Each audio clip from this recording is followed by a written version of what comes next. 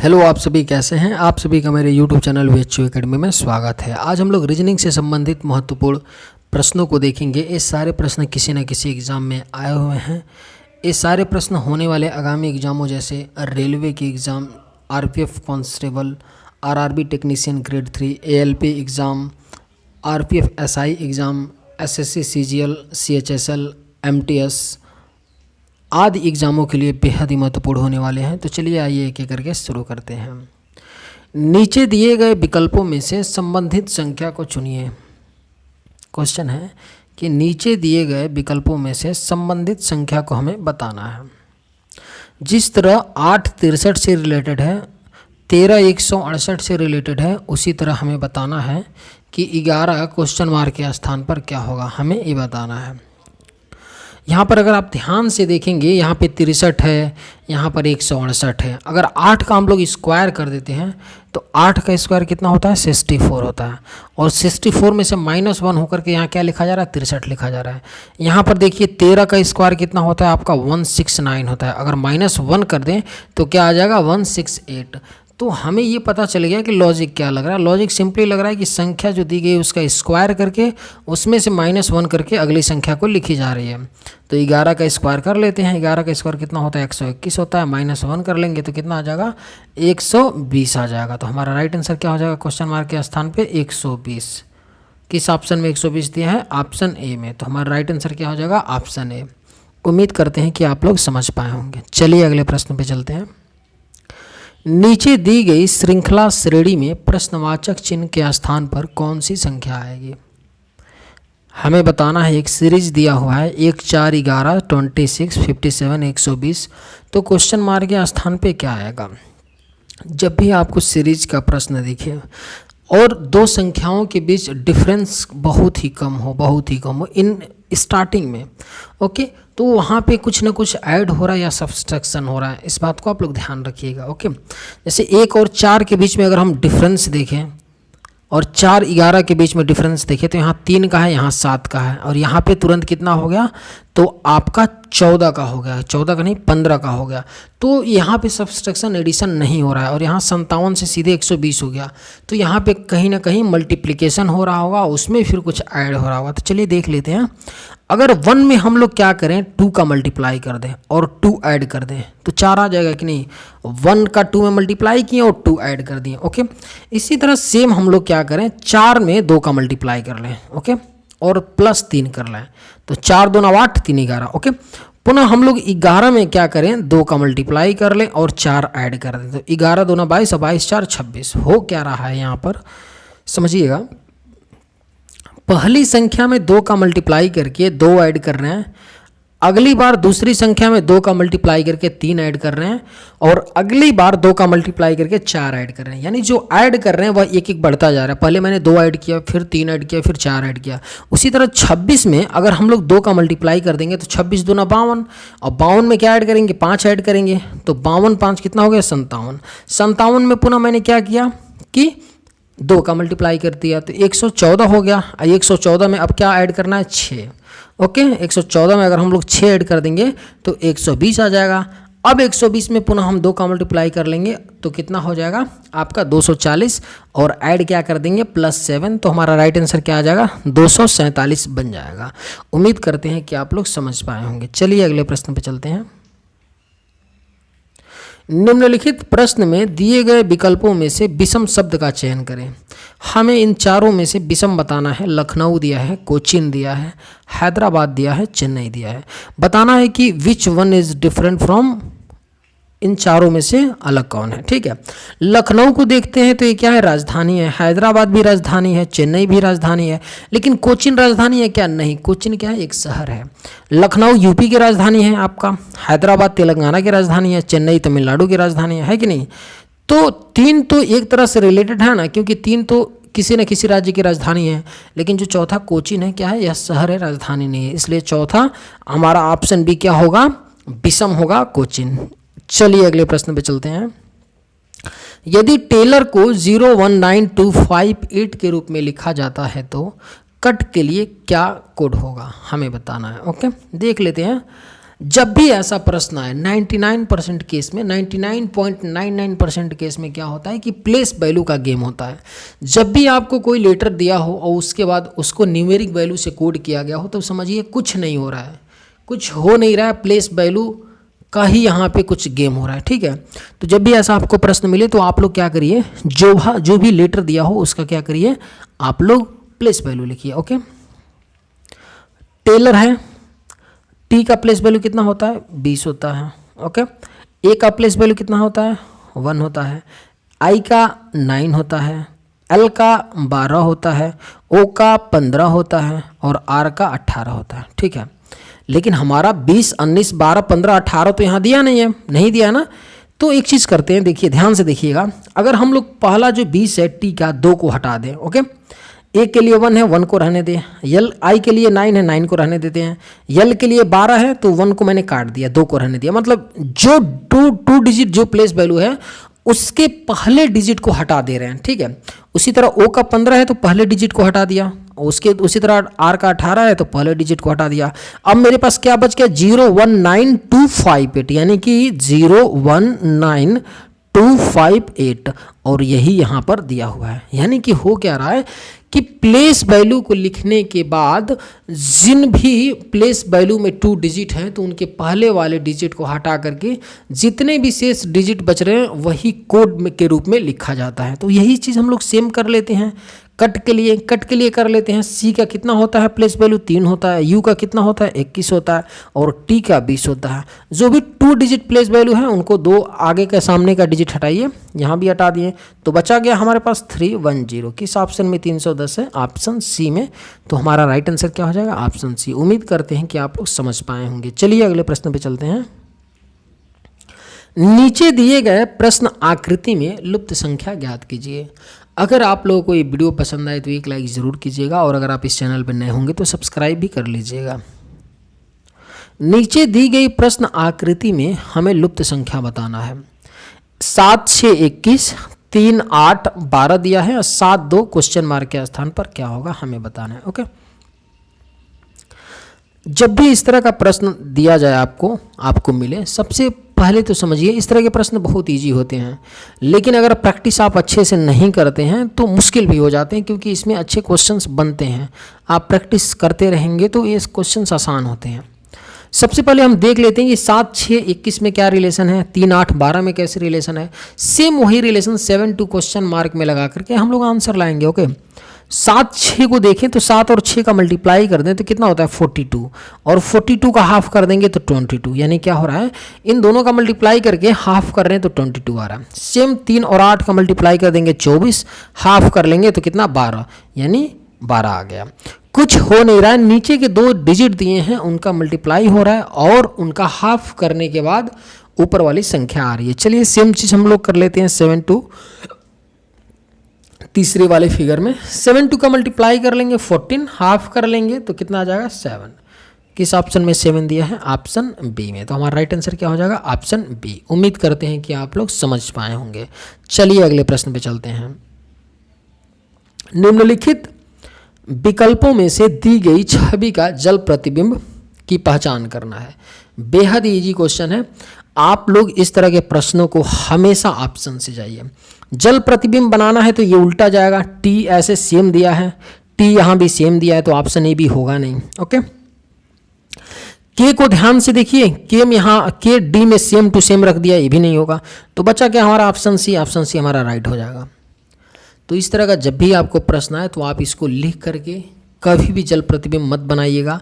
आप लोग ऑप्शन से जाइए, इसका जल प्रतिबिंब बनाएंगे तो ऑप्शन सी ही आएगा, यस का यस, के का के ऐसे बन जाएगा, ई का ई, टी का अपोजिट, सी का ऐसे और एच का ऐसे। ठीक है, कभी भी आप लोग बनाइएगा मत, ऑप्शन से जाइएगा, क्योंकि ऑप्शन से एलिमिनेट करके आप निकलेंगे तो बहुत ही कम समय में बन जाता है। नीचे दिए गए विकल्पों में से संबंधित शब्द को चुनिए। जिस तरह से क्रिकेट गुल्ली से रिलेटेड है उसी तरह बिलियर्ड्स बताना है, बैट से रिलेटेड होगा, क्यू से रिलेटेड होगा, रैकेट से रिलेटेड होगा या कार्ड से रिलेटेड होगा। ओके, क्रिकेट की बात करते हैं। क्रिकेट और गुल्ली, क्रिकेट में गुल्ली का प्रयोग किया जाता है, होता है कि नहीं, गुल्ली का जो आपका क्या होता है स्टैम्प होता है उसके ऊपर गुल्ली होती है ना। तो जिस तरह क्रिकेट में गुल्ली का प्रयोग किया जाता है उसी तरह बिलियर्ड्स में क्यू का प्रयोग किया जाता है। किसका? ऑप्शन बी, क्यू का बिलियर्ड्स में प्रयोग किया जाता है। तो हमारा राइट आंसर क्या हो जाएगा? Option B.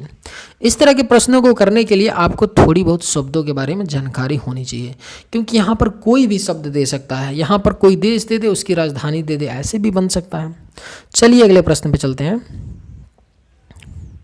उस वेन आर्य का चयन करें जो दिए गए वर्गों के बीच संबंध को सर्वोत्तम रूप से दर्शाता है। ओके, टेबल दिया है, कपड़े दिए हैं, लकड़ी दिए हैं। हमको इससे डायग्राम बनाना है कि कौन सा एक डायग्राम हम बना सकते हैं। टेबल, कपड़े, लकड़ी। टेबल और लकड़ी में कुछ कॉमन दिखता है? बिल्कुल दिखता है। कुछ टेबल जो होते हैं क्या होते हैं? लकड़ी के होते हैं। लकड़ी को एफ फर्नीचर कर लेते हैं और टेबल को टी। ओके, तो कुछ टेबल क्या होते हैं? लकड़ी होते हैं। ओके, लेकिन कपड़े, लकड़ी और टेबल में कोई संबंध नहीं होता है। कपड़ा यहाँ बन जाएगा। कपड़ा के लिए सी मैंने कर लिया, क्योंकि कुछ कपड़े लकड़ी के नहीं होते हैं, कुछ या फिर कपड़े टेबल नहीं होते हैं ना, तो इसके लिए हम अलग डायग्राम बनाएंगे। इस तरह का डायग्राम किस ऑप्शन में है? ऑप्शन डी में। उम्मीद करते हैं कि आप लोग समझ पाए होंगे। चलिए अगले प्रश्न पे चलते हैं। निम्न संख्या और प्रतीक श्रृंखला के आधार पर पूछे गए प्रश्न का उत्तर दीजिए। हमें एक ये सीरीज दे रखा है जिसमें कि नंबर्स और साइंस दिए गए हैं, तो हमें बताना है, इसी पे क्वेश्चन पूछा जा रहा है। ऐसे कितने प्रतीक हैं जिसके ठीक पहले एक संख्या और ठीक बाद में एक संख्या है? यानी कोई यहाँ पे साइन है, समझिए क्वेश्चन को, और यहाँ पर नंबर है और यहाँ पे नंबर है। ऐसे कितने पेयर्स हैं हमको बताना है। ठीक है, देख लेते हैं। एक पेयर्स हमको यहाँ मिल गया, मिला ना? बिल्कुल मिला। ओके, और आपका एक पेयर्स यहाँ मिल गया और एक पेयर्स यहाँ मिल गया, 2, एक पेयर्स यहाँ मिल गया, 3। ओके, और एक पेयर्स आपका यहाँ मिल गया। ध्यान से देखिएगा, 1 पेयर्स यहाँ पे मिल गया आपका, और देखिए एक पेयर यहाँ मिला। एक बार इसको पुनः बनाते हैं। एक पेयर हमें यहाँ मिल गया और एक पेयर ये भी तो बन रहा है ना, 2 और 3 का, 2 पुनः 2 और 5 का। ओके, पुनः 9 और 4 का। ओके, पुनः 4 और 7 का। ओके, पुनः 5 और 3 का। तो इस तरह के कितने बन रहे हैं हमारे? 1 2 3 4 5 6, टोटल कितने बन रहे हैं? 6 हमारे ऐसी संख्याएं हैं जिनके ठीक पहले साइन हैं और ऐसे साइन कितने हैं जिनके ठीक पहले नंबर हैं, ठीक बाद में भी नंबर हैं। कितने हैं? 6 हैं। उम्मीद करते हैं कि आप लोग समझ पाए होंगे। यदि संख्या 87054832 के प्रत्येक अंक में एक जोड़ दिया जाए तो बाएं से गिनने पर चौथे, पांचवें और छठे अंक का योगफल कितना होगा? देखिए, बहुत ही इजी सवाल है, लेकिन हम लोग अगर इसका अप्रोच सही नहीं पकड़ के सॉल्व करेंगे बच्चों तो टाइम ज़्यादा लगेगा। तो इसलिए ये चीज़ें सीखना ज़रूरी है कि हमें कैसे करना है, क्योंकि देखिए आज के कंपटीशन में ना करने के लिए कोई सवाल कर लेता है, लेकिन मेन गेम होता है बच्चों कौन कितने कम समय में करता है, किसका अप्रोच कितना स्मार्ट है, यह मैटर करता है। और यही चीज़ें एक बच्चे को दूसरे बच्चे से डिफरेंट बनाती है और एग्ज़ाम में उसे लीड दिलाती है। ओके, तो अप्रोच आपका सही होना चाहिए। बोला है कि प्रत्येक में एक संख्या जोड़ना है। ओके, तो बाएं से गिनने पर, हमें लेफ्ट से गिनने पर चौथे, पांचवें और छठे अंक का योगफल कितना होगा? हम लोग सब में एक नहीं जोड़ेंगे। हमसे जो पूछ रहा है बाएं से चौथा देख लेते हैं। बाएं से चौथा क्या है? 5 है। बाएं से बच्चों चौथा क्या है? अपना 5 है, और पांचवा क्या है? 4 है, और छठा क्या है आपका? 8 है। ठीक है, का योगफल बताना है हमें। एक जोड़ने के बाद ऐसा हो रहा है, तो इनको जोड़ लेते हैं। 5 4 9 8 17, 17 हो गया। सब में एक जोड़े होते तो कितना जुड़ जाता? 3 जुड़ जाता, तो 17 + 3 यानी 20 आ जाता। तो हमारा राइट आंसर क्या हो जाएगा? Option C 20। ठीक है बच्चों, हमें ऐसा नहीं करना है कि सब में एक एक जोड़िए फिर जाकर के चौथा, पांचवा, छठा निकालिए और आप आंसर ले। ऐसे बच्चों नहीं करना है भाई। हम 3 अंकों में एक एक जोड़ेंगे तो हम पहले उनमें जोड़े, सब में क्यों? हम 3 अंकों को जोड़ लेते हैं, उसमें एक एक जोड़ेंगे तो 3 जोड़ेंगे, तो हम 3 जोड़ दिए। 17 + 3 20। उम्मीद करते हैं कि आप लोग समझ पाए होंगे। A B C D E और एफ एक वृत्ताकार मेज के परितः मेज के केंद्र की ओर मुख करके बैठे हैं। ओके, बी एफ के दाईं ओर, देखिए सीटिंग अरेंजमेंट का क्वेश्चन है और बहुत खतरनाक क्वेश्चन बनते हैं, बहुत खतरनाक क्वेश्चन बनते हैं। बैंकिंग में तो ऐसे क्वेश्चंस बनते हैं ना कि मतलब कि अच्छे क्वेश्चन ऐसे बन जाते हैं कि आप उनको पढ़ेंगे तो फिर तो दिमाग काम करना ही बंद कर देते हैं। असलियत आपको बता रहे हैं, क्योंकि एसएससी वाला अगर बच्चा देखेगा, रेलवे वाला अगर बच्चा अगर बैंकिंग का रीजनिंग देख लेगा ना, वो भी सीटिंग अरेंजमेंट और ब्लड रिलेशन जैसे क्वेश्चंस, तो चकरा जाना तो बिल्कुल लाजमी सी बात है। क्योंकि जो एसएससी और आपका रेलवे होता है ना, उसमें थोड़ा ईजी पूछा जाता है, ठीक है। तो एसएससी और रेलवे का तो आप आसानी से कर जाएंगे, बहुत ज़्यादा डिफिकल्टी नहीं होती है उसमें। आपको अधिक से अधिक किसी सीटिंग अरेंजमेंट को करने के लिए 2 ही डायग्राम बनाना पड़ता है मैक्सिमम, लेकिन बैंकिंग में ऐसा होता है 3-3 4-4 आपको डायग्राम बनाना पड़ेगा सिर्फ एक सवाल को सॉल्व करने के लिए, समझ रहे हैं ना। तो इसलिए थोड़ा टफ होता है। और मेरे माने तो रीजनिंग में अगर मैं बात करूं, रीजनिंग में एसएससी के ही रीजनिंग में बात करें तो सीटिंग अरेंजमेंट का क्वेश्चन और ब्लड रिलेशन का क्वेश्चन अपने आप में अच्छे ठीक ठाक होते हैं। बाकी टॉपिक से, इन टॉपिकों से अच्छे क्वेश्चंस बनते हैं और थोड़े कठिन बच्चों को लगते हैं। तो चलिए देखते हैं। इस तरह का जब भी प्रश्न आया ना, तो जैसा जैसा बोल रहे हैं, एसएससी का, रेलवे का प्रश्न है तो हमें ज़्यादा दिमाग नहीं लगाना है। बैंकिंग का अगर एक क्वेश्चन होता तो हम शुरू से शुरू करते तो होता ही नहीं। कई दफ़ा ऐसा होता है, कई दफ़ा होता है कि हमें बीच में से शुरू करना पड़ता है, लास्ट से शुरू करना पड़ता है बच्चों, ऐसा होता है बैंकिंग में, ठीक है। लेकिन एसएससी रेलवे का क्वेश्चन है तो हमें ज़्यादा टेंशन लेने की ज़रूरत नहीं है। जैसा जैसा ये बोलेंगे वैसा वैसा हम लोग करेंगे, फिर इनका भरता बनाएंगे, ठीक है। चलिए, बोले हैं कि A B C D E और एफ एक वृत्ताकार मेज के परितः मेज के केंद्र की ओर मुख करके बैठे, ठीक है, सेंटर की ओर। अब बोल रहे हैं भैया कि बी क्या है, समझिए, बी एफ के दाईं ओर तीसरा है। यहाँ पर एफ मैंने बना लिया और एफ के दाईं ओर तीसरा, 1 2 3। यहाँ पर क्या है, बी है। इन सब का मुख सेंटर की ओर है, तो ये आपका राइट होगा, इधर लेफ्ट होगा, ओके। एफ सी और ए दोनों के ठीक बगल में बैठा है। एफ जो है सी और ए, यानी कि ध्यान से समझिए, सी यहाँ होगा और ये यहाँ होगा। बात समझिएगा मैं क्या बोल रहा हूँ, समझिए। यानी कि एफ सी और ए के ठीक बगल में बैठा है, तो एफ यहीं होगा, तभी तो सी के बगल में भी है, ए के बगल में। अब देखिए, ए यहाँ, सी यहाँ भी हो सकता है और ए यहाँ भी हो सकता है, सी यहाँ भी हो सकता है और ए यहाँ भी हो सकता है। तो हम लोग अभी क्लियर नहीं है, तो मैंने बस ऐसे बना रखा है। तो क्लियरिटी के लिए थोड़ा अगली लाइन पढ़ेंगे। सी बी के दाईं ओर दूसरे स्थान पर बैठा है। सी क्या है, बी के दाईं ओर, यानी बी के दाईं, यानी दाईं मतलब यहाँ से एक, तो दूसरे स्थान पर सी बैठा है। तो ये बात हमको क्लियर हो गया कि सी यहीं बैठा है, ठीक है। अब 6 लोग टोटल थे, 1 2 3 4 5 6, 6 लोग बैठ भी गए हैं। आगे क्या बोल रहा है, डी सी के ठीक बगल में नहीं बैठा है, यानी भैया डी यहाँ नहीं बैठा है, तभी तो डी यहाँ बैठ जाएगा तो सी के बगल में हो जाएगा। लेकिन क्वेश्चन में बोल रहा है डी सी के बगल में नहीं है, तो डी के लिए प्लेस केवल यही बच जाता है। तो हमने भर दिया ए बी सी डी, सी और डी, ई नहीं बचा है तो ई हमारा यहाँ बैठ जाएगा, ओके। और एफ यहाँ है। तो पूछ क्या रहा है कि ई के बाईं ओर ठीक बगल में कौन बैठा है। ई यहाँ पर है, ई के बाईं मतलब ठीक बगल में बी बैठा है। तो हमारा राइट आंसर क्या हो जाएगा, ऑप्शन सी। उम्मीद करते हैं कि आप लोग समझ पाए होंगे। अगर आप लोगों को ये वीडियो अच्छा लगे तो एक लाइक ज़रूर कीजिएगा। आपके एक लाइक से बहुत ही मोटिवेशन मिलता है। थोड़ा सा भी 2 क्वेश्चंस भी अगर आप यहाँ से सीख करके जाते हैं तो एक लाइक ज़रूर कीजिएगा। चलिए अगले प्रश्न पे चलते हैं। नीचे दिए गए आर्य का ध्यानपूर्वक अध्ययन कीजिए और उसके आधार पर पूछे गए प्रश्न का उत्तर दीजिए। विभिन्न यहाँ पे आपका वृत्त होगा। विभिन्न वृत्तों में दी गई संख्याएं व्यक्तियों की संख्या को दर्शाती हैं, ओके। जैसे कि आपका ये जो सर्कल है वो अभिनेता को दर्शाता है, बात समझिएगा। ये जो सर्कल है निर्देशक को दर्शाता है और नीचे वाला जो सर्कल नाटककार को। तो हमसे पूछ क्या रहे हैं भैया, हमसे पूछ रहे हैं कि ऐसे कितने अभिनेता हैं, ऐसे कितने अभिनेता हैं जो निर्देशक भी हैं, जो निर्देशक भी हैं लेकिन नाटककार नहीं है, मतलब नाटककार नहीं होना चाहिए। तो मैंने क्या किया कि नाटककार जो नहीं होना चाहिए, तो नाटककार को मैंने क्या किया, रंग दिया। मतलब नाटककार को हटाने के लिए मैंने भैया नाटककार को रंग दिया पूरा। अब यहाँ मैंने क्या किया, इनको, इस सर्कल को मैं पूरा रंग दे रहा हूँ, क्योंकि बोल रहा है कि ये नहीं होना चाहिए, तो मैं इनको रंग करके हटा दे रहा हूँ, क्योंकि ये होना नहीं चाहिए ना, तो हटा देते हैं। चलिए, हमने इस सर्कल को हटा दिया, ठीक है। तो पूछा था क्या, ऐसे कितने अभिनेता हैं जो निर्देशक भी हैं। भैया 72 तो केवल अभिनेता है, 56 तो निर्देशक है, लेकिन 19 क्या है, अभिनेता और निर्देशक दोनों है। तो हमारा राइट आंसर क्या हो जाएगा, ऑप्शन सी 19। उम्मीद करते हैं कि आप लोग समझ पाए होंगे। चलिए आज के वीडियो में बस इतना ही। अगर आप लोगों को ये वीडियो पसंद आए तो एक लाइक ज़रूर कीजिएगा। थैंक्स।